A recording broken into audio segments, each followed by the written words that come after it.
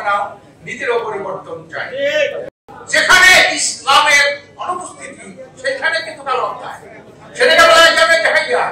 ব্রিটিশের আমলে ইসলাম ছিল না রাষ্ট্রীয় ব্যবস্থায়, পাকিস্তান আমলে ইসলাম ছিল না রাষ্ট্রীয় ব্যবস্থায়, বাংলাদেশ আমলে ইসলাম ছিল না রাষ্ট্রীয় অবস্থায়। যার কারণে যেখানে ইসলামের অনুপস্থিতি সেখানে কিন্তু জাহিলিয়াতের আবির্ভাব ঘটে। সংগ্রামী ভাইরা আমার, আজকে অত্যন্ত দুঃখের সাথে বলতে হয় বাংলাদেশ বিশ্বের তৃতীয় বৃহত্তম মুসলিম রাষ্ট্র। এখানে 92% মুসলমান, 3.5 লক্ষ মসজিদ, 70,000 মাদ্রাসা, 100 উপরে খানকা আছে বাংলাদেশে। হজের পরে বৃহত্তম সমাবেশ টঙ্গীর ময়দানে। এত কিছু হওয়ার পরে দেশের মানুষের আজানের ধ্বনি শুনে মানুষের ঘুম ভাঙে, আজানের ধ্বনি শুনে সন্তান ঘরে ফিরে যায়। আজকের সেই দেশে আজকের কুফরি আইন কেন, কুফরি শাসন কেন, কুফরি বিচার কেন, কুফরি অর্থনীতি কেন? এটা আমাদের যারা ইসলামী দল করি, যারা মসজিদ মাদ্রাসা চালায়, যারা খানকা চালায়, তাদের একটা আত্মবলব্ধি থাকা দরকার, আত্মপর্যন্ত থাকা দরকার।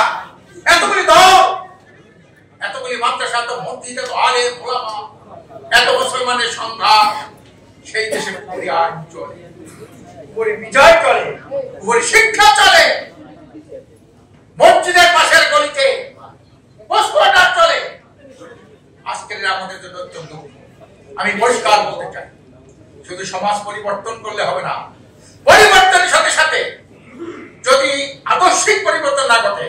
আমি ডক্টর ইউনূস সাহেবকে বলেছি, আপনি একটু যোগ্য মানুষ, কিন্তু আপনি দুর্নীতি, সন্ত্রাস, চাঁদাবাজি এগুলো বন্ধ করতে পারেন না। কেন? আপনি ব্যক্তি হিসেবে ভালো, কিন্তু আপনার নীতি ভালো না। নেতা ভালো, নীতি নাই, এই জাতির মুক্তি নাই। ভালো নেতা চাই, ভালো নীতি চাই, এছাড়া জাতির মুক্তি নাই। আজকে কোনদিন ভালো আমরা নীতি প্রতিষ্ঠা করতে পারি নাই।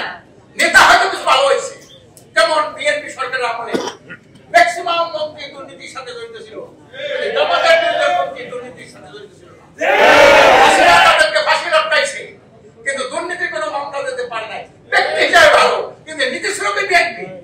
এই দেশের ধারাবাহিকতায় তারা এই কাজটা করেছে। কাজেই শুধু নেতার পরিবর্তন করতে হবে না, নীতিরও পরিবর্তন চাই। এটা যদি না হয় তবেই হবে না।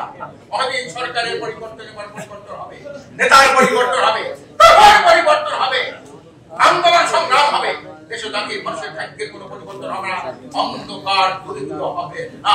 এই জন্য আমি প্রত্যেক মুসলমানকে বলবো, আল্লাহ তাআলা মুসলমানদের সুন্নাত দিয়েছেন। কি বলেছেন?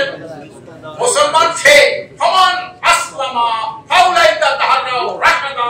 মুসলমান সে যে সত্যকে অনুসন্ধান করে, সত্যকে খুঁজে বেড়ায় এবং সত্যটাকে গ্রহণ করে। মুসলমানকে বলতে হবে ভালো আইন কোনটা, ভালো বিচার কি, ভালো রাষ্ট্রনীতি কি, ভালো অর্থনীতি কি। আজকের মুসলমানরা কিন্তু আমরা এটা বুঝতে চাই না। সংগ্রাম ভাইরা আমার, দীর্ঘদিন পর এইবার সাধারণ মানুষের মধ্যে একটা চেতনা জাগ্রত হয়েছে। সাধারণ মানুষ বলে, আমরা দীর্ঘদিন অনেক সরকার দেখেছি, কেউ মানুষের ভাগ্যের জন্য পরিবর্তনের জন্য কাজ করে নাই, নিজেদের ভাগ্যের পরিবর্তনের কাজ করেছে। আমরা এই দলকে ক্ষমতায় দেখতে চাই না।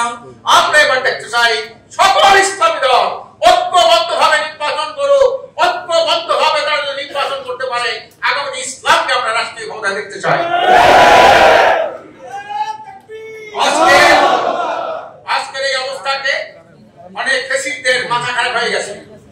অনেকে বলে জামাতের সাথে চরমনার দীর্ঘদিন একটা বিরোধ ছিল, তারা কিভাবে একসাথে রাষ্ট্রায়ত্ত হয়ে যায়।